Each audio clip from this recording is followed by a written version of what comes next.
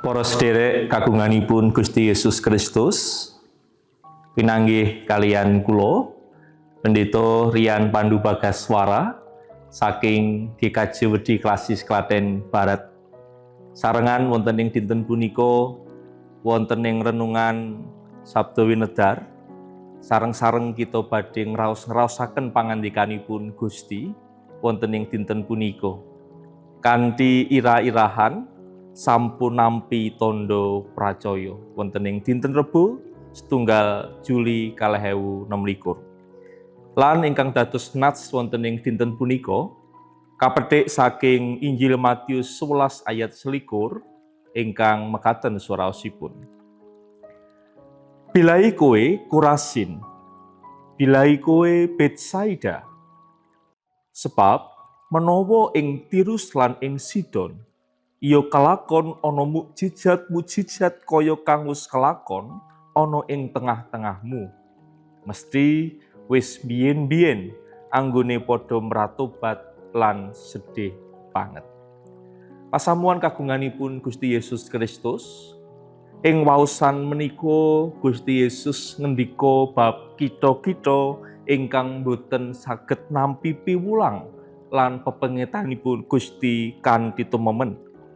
Sanajan tiang-tiang wonten ing kita-kita menika sampun sami ningali kathah mujizat ingkang dipun tindakaken dening Gusti Yesus Kristus. Menika dados pepeleng tumrap kita menawi pangertosan iman kedah dipun wujudaken wonten ing gesang padintenan. Gusti Allah sampun paring piwulang lan sih rahmat. Kita sedaya kedah mbikak manah lan sumadyo nindakaken dawuhipun. Wonten sagolonganing tiyang ingkang remen ngilut-ngilut sabdanipun Gusti. Nanging asring sabda menika, sabda ingkang dipun gilut-gilut menika boten saged dipun tindakaken kanthi sampurna. Wonten cariyos ingkang nyariosaken setunggaling tiyang sepuh ingkang nindakaken pangandikanipun Gusti. Tiyang sepuh menika pensiunan dokter.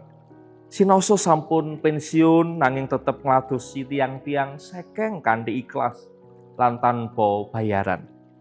Anggenipun ngladosi kanthi temen sanget lan menika saestu mbiyantu sesaminipun.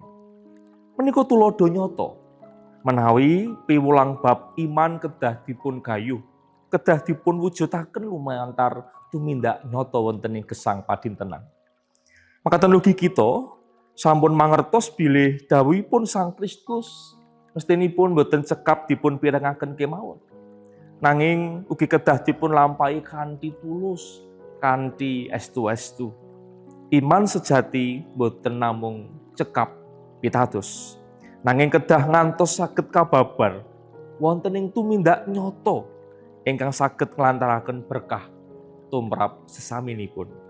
Gusti Yesus paring dawuh pados anggen kita nindakaken pangandikanipun kedah kanthi manah ingkang bingah.